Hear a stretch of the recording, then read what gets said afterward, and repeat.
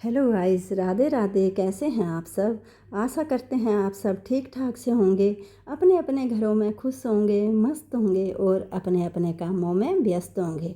और एक बार मैं आपका फिर से धन्यवाद करती हूँ कि आप लोग जो अपना कीमती समय निकाल करके मेरी वीडियो देखते हो और मुझे इतना ज़्यादा प्रोत्साहन करते हैं कि मेरा दिल भी खुश हो जाता है। ये मेरी वीडियो है कल की, जो सुबह से नाश्ते से लेकर रात के डिनर तक के मैंने क्या क्या बनाया था। तो सुबह में बनाई थी, मैंने नाश्ते में बनाई थी ये तोरी और आलू की सब्ज़ी, और फिर दिन में लंच में बनाई थी मैंने कढ़ी चावल। तो ये मैंने प्लेट लगा दी थी कढ़ी चावल की। ये मेरे कल का लंच था। ये मेरे लंच की प्लेट लग चुकी थी और फिर मैंने करी थी कल के शाम की तैयारी डिनर की। तो कल मैंने डिनर में बनाए थे करेले भरमा और घिया के कोफ्ते साथ में। तो ये करेले ले लिए थे, इनको मैंने अच्छे से धो के कपड़े से पोंछ लिया था और फिर मैंने इनका छिलका निकाल लिया था, छिलका भी निकाल लिया था। और करेलों का मैंने ये बीज भी गुद्दा जो होता है ना करेले के अंदर, वो भी मैंने सारा ही निकाल लिया था। क्योंकि वेस्ट तो हमने कुछ भी नहीं करना, ऐसे कुछ भी नहीं फेंकना है। हर चीज़ इसकी करेलों की जो है वो हमने यूज करनी है, इस्तेमाल करनी है। फिर मैंने ये जो करेले के छिलके थे ना, इसमें भी नमक लगा के आधे घंटे के लिए रख दिए थे और करेलों में भी नमक लगा दिया था और आधा घंटे तक मैंने इनको साइड में रख दिया था। और फिर जैसे फिर उसके बाद कर ली थी मैंने इसमें जो मसाले भरने हैं उसकी तैयारी। तो मैंने प्याज ले लिए थे और उसको चॉप कर लिया था, बारीक बारीक करके मैंने इनको काट लिया था। और ये ले लिए थे जो बीज थे ना, उनको भी माम दस्ते में डाल के उनको भी अच्छे से मैंने पीस लिया था, नहीं तो जो बीज साबुत साबुत थे तो अच्छे नहीं लगते। फिर कढ़ाई रख दी थी गैस पे, उस पर डाल दिया था जीरा, और जो मैंने प्याज चॉप करके रखा हुआ था ना, जैसे ही वो जीरा चटकने लग गया था तो मैंने ये प्याज डाल दिया था इसमें। और प्याज को भी अच्छे से तेल मसाले इसके साथ अच्छे से फ्राई कर लिया था। और जैसे ही प्याज डाले तो नमक भी डाल दिया था साथ साथ में, क्योंकि नमक डालने से क्या होता है, जो मसाले जो भी होता है ना, प्याज हुए टमाटर हुए, वो अच्छे से सॉफ्ट हो जाते हैं। और फिर ये जो था ना, मैंने छिलका इसका वो भी 2-3 पानियों से धो लिया था, वो भी डाल दिया था इसी में प्याज में। और जो बीज पीस के रखे थे वो भी डाल दिए थे। और मैं प्याज के साथ इनको छिलकों को और ये मसाला करेले के गूदे को अच्छे से मैंने भून लिया था प्याज के साथ। और फिर डाल दिए थे इसमें मसाले मेरे वही हैं, हल्दी पाउडर हुआ, धनिया पाउडर हुआ, और थोड़ी सी लाल मिर्च, थोड़ी कश्मीरी लाल मिर्च, थोड़ी थोड़ी मिर्च डाली थी मैंने इसमें, ज़्यादा मिर्चें नहीं डाली थी। क्योंकि हम हरी मिर्च खा लेते हैं पर लाल हम कम ही खाते हैं कि। और मेथी पाउडर इसमें मैंने नहीं डाला था, क्योंकि करेला भी कड़वा और मेथी भी कड़वी। और मैंने फिर 2 चम्मच डाल दिए थे इसमें अमचूर के, क्योंकि मेरा अमचूर थोड़ा खट्टा कम था तो इसलिए मैंने 2 डाले। और फिर मैंने अमचूर को भी इसके साथ अच्छे से पका लिया था।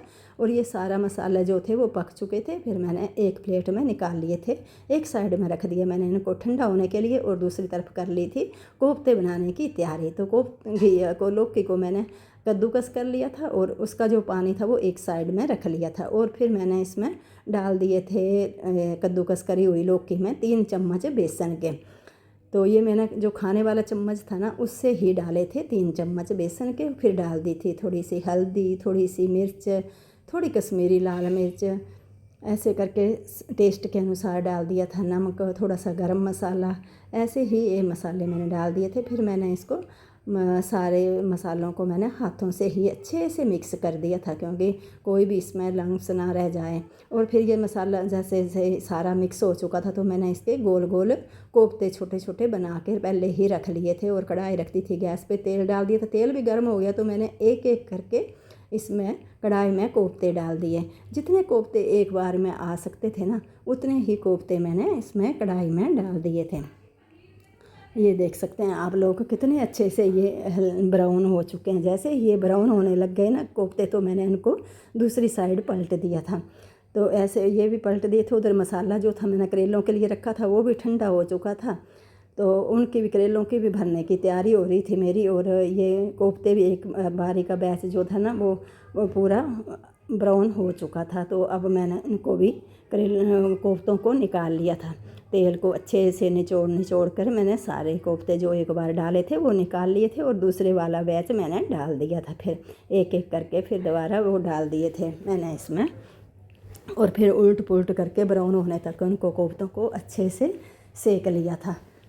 ये अच्छे से सेक गए थे और उनको भी मैंने निकाल लिया था। और जो मैंने प्याज टमाटर लहसुन अदरक की प्यूरी बना के रखी थी ना, उसको मैंने इसमें कढ़ाई में डाल दिया था, जीरा डाल के चटकने तक फिर मैंने वो डाल दिया था। और टेस्ट के अनुसार डाल दिया था इसमें नमक। और फिर मैंने इनको सबको अच्छे से भून लिया था, मसालों को, ये जो है टमाटर प्याज की प्यूरी, फिर मसाले डाल दिए इसमें, थोड़ी सी लाल मिर्च, क्योंकि मिर्च तो अपने हिसाब से डालनी, क्योंकि कोफ्तों में भी मिर्च डली हुई है, मसाले भी उसमें डले हुए थे। फिर थोड़ी सी मैंने इसमें जैसे ही मसाले वगैरह पक गए थे ना, तो थोड़ी सी क्रीम डाल दी थी। देख सकते हैं आप लोग, खूब अच्छे से ये सारा मसाला जो था वो पक चुका था। और फिर अपने हिसाब से इसमें लगा दिया था मैंने पानी, क्योंकि हमें रोटी के साथ खानी थी और ये कोफ्ते जो है ना वो भी पानी पीते हैं, तो ये ग्रेवी जो है वो उस हिसाब से लगानी पड़ती है। फिर ये पानी लगाने के बाद मैंने इसको कढ़ाई को एक साइड गैस पे रख दिया था और उधर मैंने करेले भरने की तैयारी कर दी थी। और मैंने बीच बीच में ना उसको कढ़ाई को